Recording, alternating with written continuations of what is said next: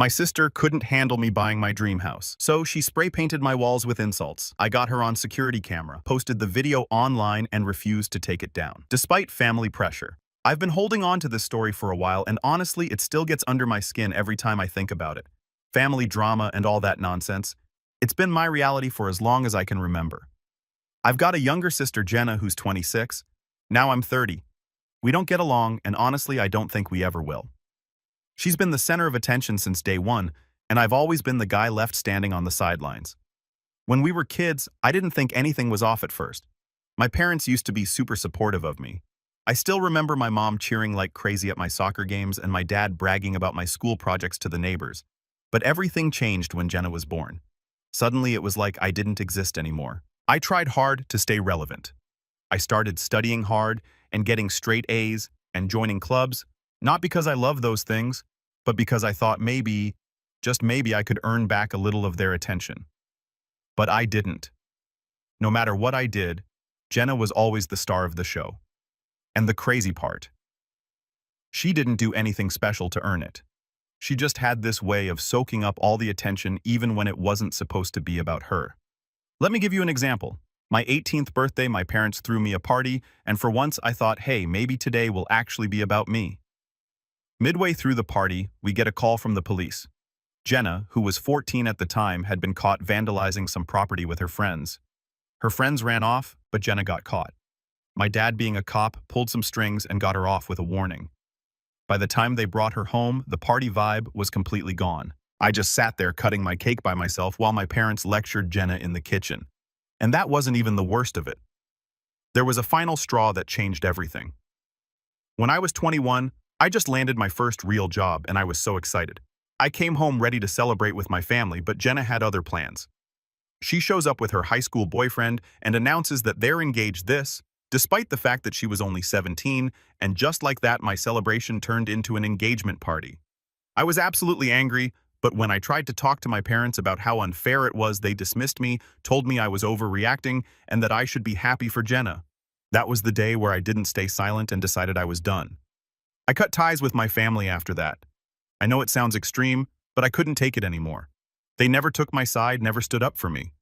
It was always about Jenna. I didn't want to be part of a family where I was treated like an afterthought. The thing is, Jenna thrived on this dynamic. She loved being the center of attention, and she didn't care who she had to step on to stay there. Every time I achieved something, she found a way to one-up me or shift the focus onto herself, and my parents let her get away with it every single time. After I walked away, they tried to reach out a few times, sent some texts, left some voicemails, but I ignored them. It's been 9 years now, and I haven't spoken to them since. I heard bits and pieces about Jenna through the grapevine, mostly from relatives who still keep in touch with my parents. Apparently, she called off that engagement a few weeks later. Shocking, right? Turns out it was just another stunt to grab attention. Classic Jenna. Looking back, I realized how much their favoritism messed with my head. It's not like I wanted to be the favorite or anything. I just wanted to feel like I mattered, like my achievements were worth something. But no matter what I did, Jenna always managed to overshadow me and my parents. They encouraged it, whether they realized it or not. The thing about Jenna is that she's not just selfish, she's manipulative. She knows exactly how to play people, how to get them on her side. My parents were her biggest enablers. Every time she screwed up, they were right there to clean up her mess. Meanwhile, I was left to fend for myself. It wasn't easy walking away from my family, but it was necessary. I needed to put some distance between us to focus on myself for once. I started fresh. I got serious about my career, saved every penny I could, and poured my energy into building a life I could be proud of. My first goal was moving out of the apartment I'd been stuck in since college. It wasn't bad, but I wanted something that felt more like mine. 2 years ago, I finally made that happen. I bought a house, not just any house, a place that screamed, "This is what I've worked for." It had everything I wanted: space, privacy, and a fresh start. Moving into that house felt like crossing a finish line. I'd made it. But I wasn't naive enough to think I could let my guard down completely. Family has a way of creeping back in whether you want them to or not. So I made it clear to everyone, extended relatives, old family friends, you name it, that my new address was off limits. I didn't want my parents or Jenna showing up unannounced. I wasn't about to let them ruin this new chapter of my life. Meanwhile, life for Jenna wasn't going so great. I didn't have direct contact with her, obviously, but people talk. From what I heard, her big business venture a few years ago was a complete disaster. She tried to start some kind of event planning company, which honestly is laughable considering how disorganized she is. It didn't take long for the whole thing to go under, leaving her drowning in debt. And of course, Mom and Dad were there to bail her out just like always. Jenna's failure didn't stop there. I'd heard whispers about her borrowing money from friends and even getting tangled up in some shady dealings. Nothing concrete, but enough to paint a picture of someone who was desperate and reckless. Now I'd recently been featured on the cover of a local business magazine. Apparently it had sparked a lot of conversations among our relatives. Jenna probably heard about it too, and I can only imagine how much that stung. She's always needed to be the star, and seeing me succeed must have been a punch to her ego. Then came the graffiti incident. 6 days ago I was heading out for the evening when I saw it.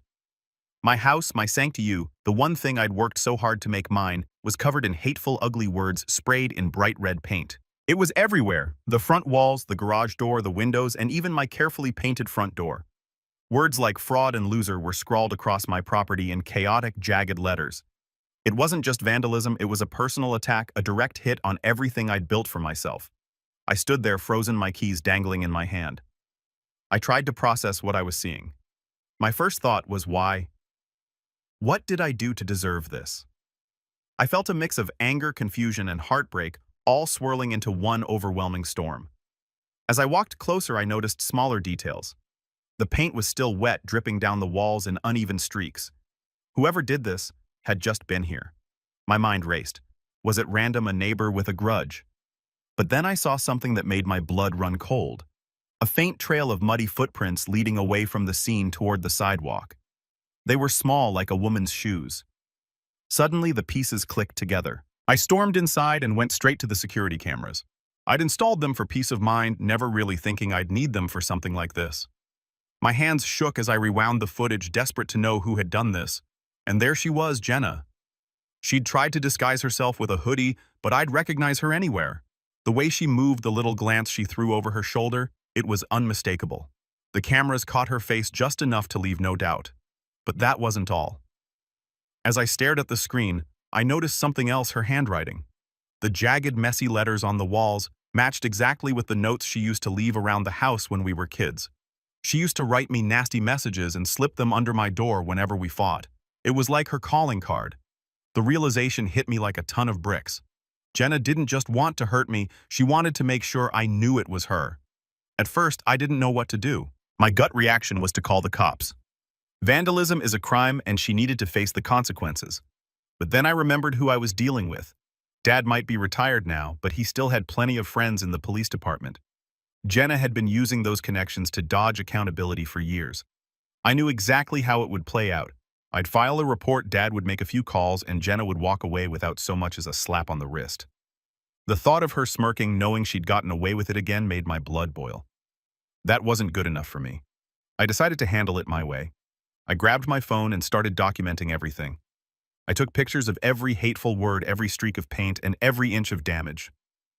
I even recorded a video of myself standing in front of the graffiti explaining what had happened. Then I pulled up the security footage and took screenshots of Jenna in action. My heart raced as I pieced it all together, but I didn't hesitate. I was done staying silent. That night, I posted everything online. I didn't name Jenna outright, but I didn't need to. Anyone who knew us, family, old friends, distant relatives, could easily connect the dots. The caption was simple. This is what happens when someone can't handle your success, proof included. The response was immediate. The post blew up within hours, gaining likes, shares, and comments faster than I could keep up. People were furious on my behalf. Strangers I'd never met were calling Jenna out for her behavior, and friends were flooding my inbox with messages of support. Even relatives who'd stayed neutral for years started chiming in, expressing shock and disgust at what Jenna had done. For the first time in years, I felt like I had the upper hand. Jenna wasn't going to walk away from this without facing real consequences, and if my parents wanted to defend her, that was their choice, but they'd have to live with the fallout. I spent the rest of the night repainting the front door and scrubbing off the paint where I could. It wasn't just about fixing the damage, it was about reclaiming my space. By the time I was done, I was exhausted, but oddly satisfied. The graffiti was gone, but the post stayed up. This wasn't just about exposing Jenna, it was about standing up for myself. For too long, I'd been silenced, ignored, and dismissed. Not anymore. By the end of that week, I'd repainted the house and cleaned up the mess Jenna had made. It didn't cost me that much and I didn't bother cleaning. I somehow felt some satisfaction. The post stayed up. It wasn't just about exposing Jenna, it was about reclaiming my voice. For too long, I'd been silenced, ignored, and dismissed.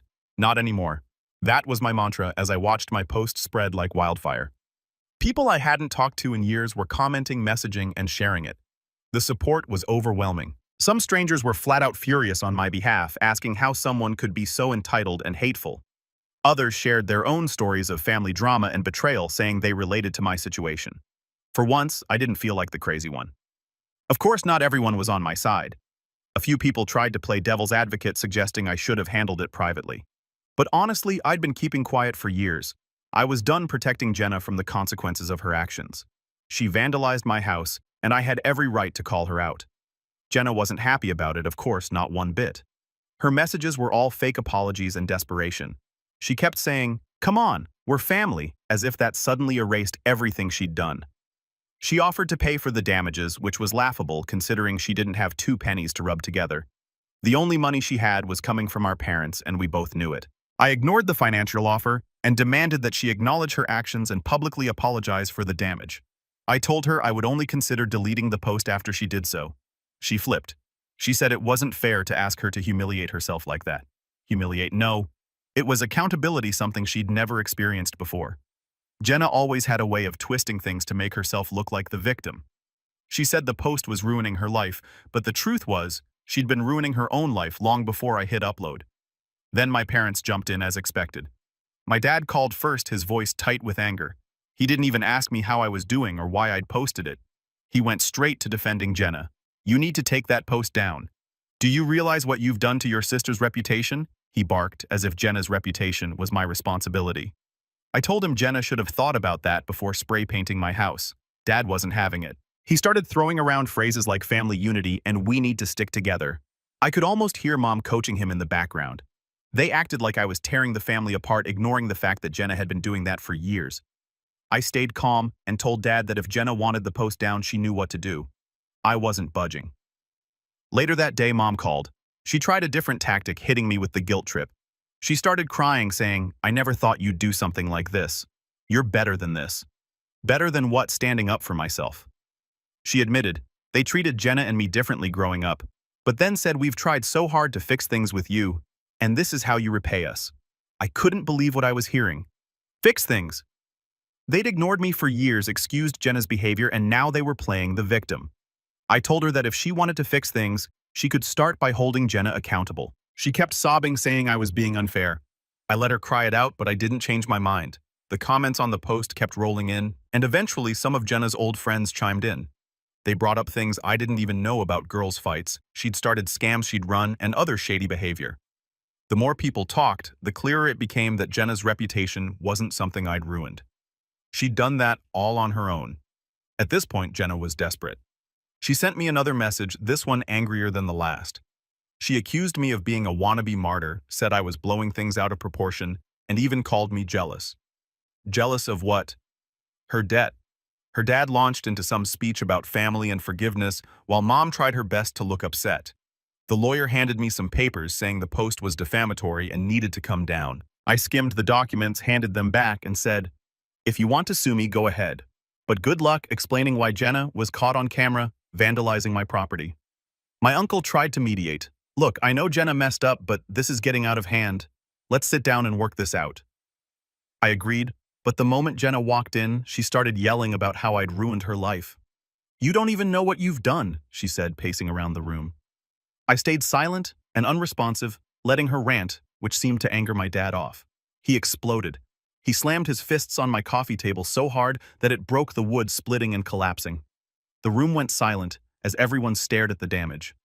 Dad glared at me and shouted, "Are you just going to sit there and do nothing? This is your family and you're tearing it apart." I didn't respond. I just stared at him. That seemed to make him angrier, but my uncle stepped in to pull him back. No one said anything for a while, the tension thick in the air. Finally, Mom spoke. "Please take it down. Do it for the family." "No," I said. "Jenna made her choices and now she's dealing with the consequences. I'm not fixing this for her." Dad stormed out without another word. Jenna followed, slamming the door. Mom hesitated, looked at me, then left too. I glanced at the broken coffee table side and sat back down.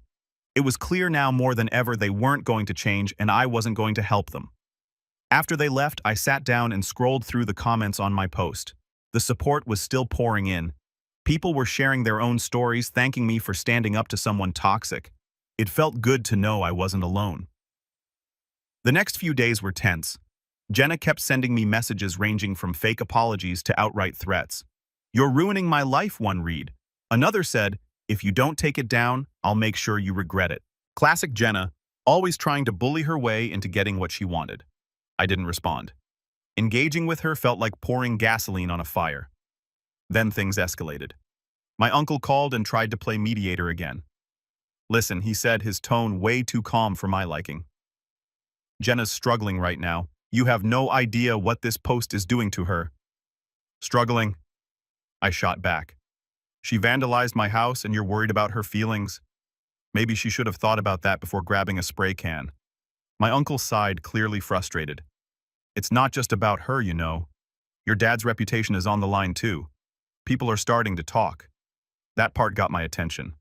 I hadn't even thought about how this might blow back on my dad.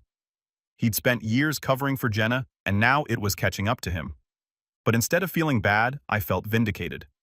For once, their perfect little facade was cracking. The next day, Jenna showed up at my house, pounding on the door hard enough to wake the neighbors. I opened it, and before she could push her way in, I stepped in front of her, blocking her path. "What do you want, Jenna?" I asked, keeping my tone firm. "We need to talk," she said, trying to sidestep me. "You're not coming in. Say whatever you have to say right here," I replied, standing my ground. She looked annoyed but didn't argue. "Fine. That post, you need to take it down now." I crossed my arms. "Not happening." Her frustration was written all over her. She glanced behind me as if weighing her chances of barging past. "You've ruined everything, my life, my reputation. Do you even care? Did you care about my house when you vandalized it? Did you care about my life or reputation then?" I asked, holding her gaze. She threw her hands in the air. "This isn't fair. You don't know what I've been through." I took a step forward, closing the gap. "You're right, I don't, but that's not my problem. Jenna, you made your choices and now you're dealing with the consequences." Her eyes darted to the side, looking for something to latch onto. I saw her glance at a flower pot on my porch, her hand twitching like she might grab it. Before she could, I stepped in front of it. "Don't even think about it." She let out a sharp breath, then took a step back, clearly frustrated. "You think you're so much better than me, don't you? Sitting here in your perfect little house acting like your life is so great? I don't think I'm better than anyone, Jenna, but I'm not the one who showed up at your house and started causing problems. You don't get to make a mess and then blame me for the cleanup." Her mouth opened, then closed like she wanted to argue but couldn't find the words. Finally, she turned toward the driveway. "You'll regret this," she said over her shoulder before slamming the gate shut behind her. I stood there for a moment watching her storm off. I wasn't angry, not anymore. I just felt tired. Jenna had spent years trying to pull me into her chaos, but this time I wasn't letting her. If she wanted to fix her life, that was on her. My job was to protect mine. Later that night, I got a call from my uncle. He sounded panicked. "Jenna's talking about legal action," he said. "She thinks if she sues you, you cave." "Let her try," I said. "She's got no case." That's what I told her. "But she's not listening," my uncle replied. "She's out of control and your parents aren't helping. They're still trying to protect her." I sighed, feeling the weight of it all. That's their problem, not mine. I'm done cleaning up their messes. The showdown wasn't just between Jenna and me. It was me versus my entire family dynamic. I'd been the scapegoat for years, the one who was supposed to quietly accept being ignored and mistreated, but now I had a voice, and I wasn't about to give it up. The next few days were quiet, almost too quiet. Jenna stopped messaging me, and my parents didn't show up again. I figure they are regrouping, trying to come up with a new plan, but I don't care. If they surprise me with anything new, I'll post an update. Final update, hey guys, just like I promised you, I came back with an update since unexpected scandals started revealing. A few days after my uncle's call, my hunch was confirmed. My post had gained even more traction, and the comments were relentless. People were sharing it, dissecting the security footage, and even digging up more dirt on Jenna. It was like the internet had decided to be my personal investigator. Some of the stories coming to light were shocking even to me. Apparently, Jenna had been involved in more than just vandalism. People were coming forward with tales of unpaid debts, shady business deals, and even accusations of drug dealing. Someone shared a screenshot of a group chat where Jenna had been bragging about getting away with because of Dad's connections. That screenshot went viral, and suddenly the story wasn't just about me, it was about a corrupt system that protected people like Jenna. The fallout hit my parents hard. Dad's reputation, which he'd built over decades as a respected officer, was crumbling. His name was being dragged into every comment thread with people accusing him of covering up Jenna's messes for years, and honestly, they weren't wrong. Dad had enabled Jenna his entire life, bending the rules to shield her from consequences. Now it was all catching up to him. Mom wasn't handling it well either. She'd always been the emotional one, but this was different. I heard through a relative that she'd started seeing a therapist, which frankly was long overdue. Jenna predictably was in full meltdown mode. The last I heard, she was staying with a friend trying to lay low. She deleted all her social media accounts, probably to avoid the barrage of messages calling her out, but it was too late. The damage was done, and everyone knew what kind of person she really was. Then the legal consequences started piling up. Someone had anonymously reported Jenna's vandalism to the police, and since the footage was already public, there wasn't much Dad could do to intervene. Jenna was arrested and charged not just for vandalizing my house, but for several other incidents that had come to light through the post. The cherry on the top. The accusations of drug dealing were serious enough to warrant an investigation. Jenna's reckless behavior was finally catching up to her, and there was no escaping at this time. For me, the fallout was oddly validating. I'd spent years being told I was overreacting, that I was too sensitive, that I needed to let things go, but now the truth was out there, and people were finally seeing what I'd been dealing with. Relatives who'd stayed neutral or sided with my parents started reaching out to apologize. Even strangers on the internet were rooting for me, sending messages of support and encouragement. But a few days later, I got a call from Aunt Linda. Her tone was sharp, almost accusatory. "Your post is causing drama," she said, like I hadn't noticed. "Your parents are beside themselves and Jenna's devastated. Maybe you should think about taking it down for the sake of family peace." I let her words hang in the air for a second before replying. "Have you even seen the footage, Aunt Linda?" I asked, keeping my voice calm. There was a pause. "I don't need to," she said defensively. "This is a private matter. Airing dirty laundry online only makes things worse for everyone." I couldn't believe what I was hearing. Even with all the evidence, some people still wanted to protect Jenna. It wasn't about right or wrong to them, it was about keeping the family's image intact. Well, maybe if Jenna thought about that before vandalizing my house, we wouldn't be having this conversation, I shot back. Linda sighed, clearly frustrated. "You're not helping, you know. Your parents are under so much stress and this isn't going to fix anything. And coddling Jenna will," I asked, my patience wearing thin. "I'm not taking the post down, Linda. If you're more worried about appearances than what Jenna actually did, that's on you, but don't expect me to play along."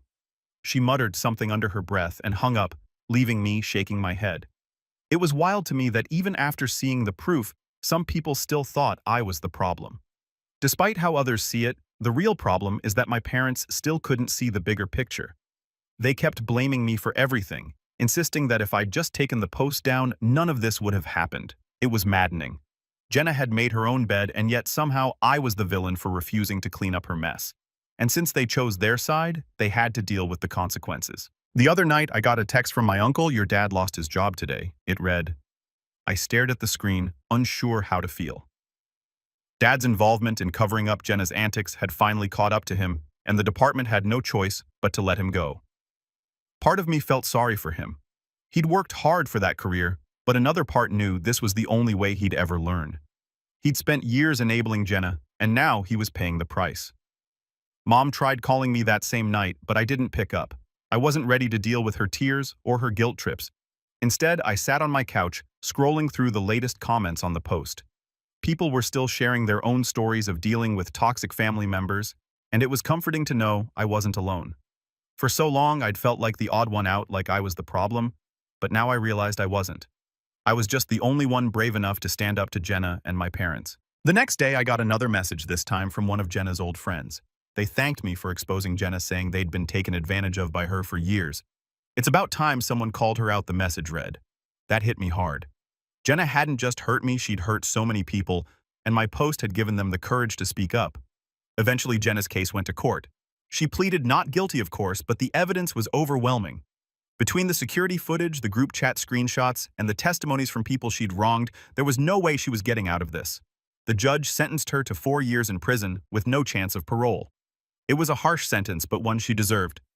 As for my parents, they'd gone quiet after the sentencing. I imagine they were embarrassed, maybe even angry, but there was no more denying the truth. Their golden child had turned into a disaster of their own making. Dad's career was over, Mom's emotional state was fragile at best, and their once perfect family image was shattered.